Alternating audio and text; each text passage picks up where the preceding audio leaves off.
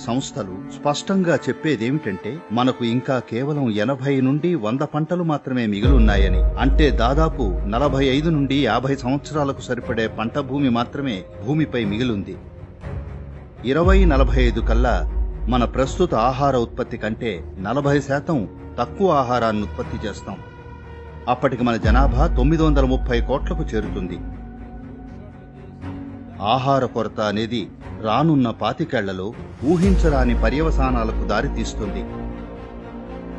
ఈ ఆహార కొరత వల్ల ప్రపంచమంతటా అంతర్యుద్ధాలు చెలరేగుతాయి. మట్టి అంతరించిపోతోంది. ఇదే ప్రస్తుతం మనం ఎదుర్కొంటున్న సమస్య. మట్టి ఎందుకు అంతరిస్తోంది? అది ఎటుపోతోంది? మన మట్టికి ఏం జరుగుతోంది? మనం అర్థం చేసుకోవాల్సిందేమిటంటే, మీరు ఇసుకకు సేంద్రియ పదార్థాన్ని కలిపితే ఇసుక మన్నుగా మారుతుంది. మీరు మట్టి నుండి మొత్తం సేంద్రియ పదార్థాన్ని తీసివేస్తే మట్టి ఇసుకలా మారుతుంది. సగటు వ్యవసాయ భూమిలో సేంద్రియ పదార్థం కనీసం 3 నుండి 6% మధ్యలో ఉండాలి. తక్కువలో తక్కువ 3% ఉండాలి. నేల సజీవంగా ఉండాలంటే కనీసం ఇంత శాతం ఉండాలి. మట్టిని సజీవమైన భూసారంగా ఉంచడం తప్పనిసరి. ప్రపంచవ్యాప్తంగా వ్యవసాయ భూముల్లో క్షీణత చాలా అధికంగా ఉంది. అత్యధిక దేశాల్లో ఇప్పటికే 50% కంటే ఎక్కువ ఉపరితల భూసారం గత 100 ఏళ్లలో క్షీణించింది. పోషకాల స్థాయి గణనీయంగా తగ్గిపోయింది. ఇక ఆహారంలో లభించే సూక్ష్మ పోషకాల స్థాయిలు 20వ శతాబ్దపు మొదట్లో ఉన్నదాంతో పోలిస్తే ఇప్పుడు అదే ఆహారంలోని పోషకాల స్థాయి 90% పడిపోయింది. 1920లో మీకు ఒక నారింజ పండులో లభించే పోషకాలు ఇప్పుడు 2020లో పొందాలంటే మీరు 8 నారింజల్ని తినాల్సి ఉంటుంది. మనం మన ఆహారాన్ని ఇంత సారహీనంగా చేసుకున్నాం. Soil is the biggest ecosystem on the planet, and so few people know anything about it. 1 teaspoon of healthy soil probably contains more microbes than there are people on Earth. భూ ఉపరితలంలోని మొదటి 12 నుండి 15 అంగుళాల మేర ఉండే సూక్ష్మ జీవజాలమే మన మనుగడకు ఆధారం.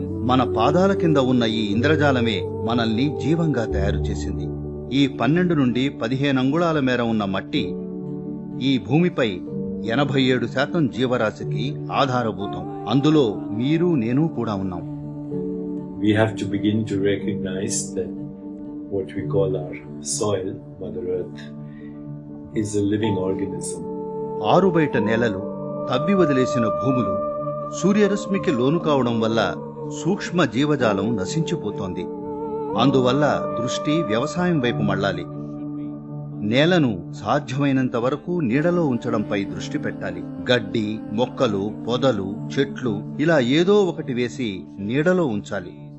చైతన్యవంతమైన ప్రపంచం మట్టిని రక్షించే ఉద్యమాన్ని ప్రారంభిస్తోంది. మట్టిని పునరుత్పత్తి చేయడానికి ఒక విధానాల మార్పు తీసుకురావడానికి. ఇందులో భాగంగా నా వయసు 65. నేను 30,000 కిలోమీటర్లు ఒంటరిగా మోటార్ సైకిల్ ప్రయాణం చేయబోతున్నాను. 24 దేశాల మీద 30,000 కిలోమీటర్లు. పౌరుల మద్దతు సక్రియం చేయడానికి, దీర్ఘకాలిక పెట్టుబడులు గణించబడతాయని ప్రభుత్వాలకు భరోసా ఇవ్వడానికి. కాబట్టి మట్టి పునరుత్పత్తి అనేది భూగ్రహం మీద ప్రతి ప్రభుత్వ విధానంలో పొందుపరచడం అత్యంత ముఖ్యం. భూగ్రహం మీద కథనాన్ని మనం మార్చాలి. మట్టి ఒక సంపద అని, ముందు తరాల నుండి మనకు లభించిన వారసత్వమని, దానిని భవిష్యత్ తరాలకు మనం సజీవ మట్టిగా అందించాలి.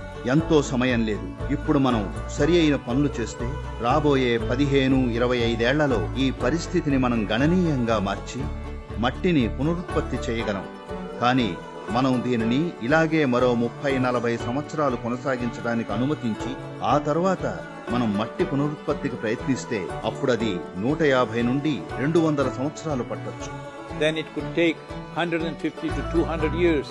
ఎందుకంటే అప్పటికి జీవ వైవిధ్యం అంతగా నష్టపోయి ఉండేది.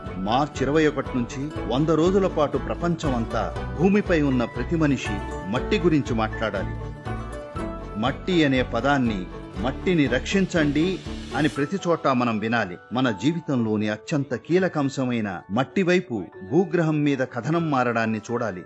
మీలో ప్రతి ఒక్కరూ మీరు చేయగలిగినంత మందిని చేరుకోవాలి. ఇది జరిగేలా చేయండి. చాలా మంది ప్రపంచ నాయకులు ఇంకా ఇన్ఫ్లుయెన్సర్స్ ఇప్పటికే ఈ ఉద్యమంలో పాల్గొంటున్నారు. ఇందులో భాగం అవ్వండి. మనం దీన్ని సాకారం చేద్దాం.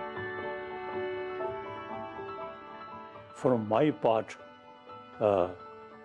as much as I can contribute. We're going to save the soil.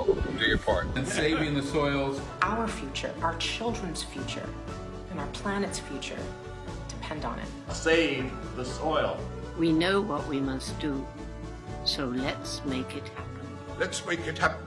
Let's make it happen. Let's make it happen. Let's make it happen. Let's make it happen. Let's make it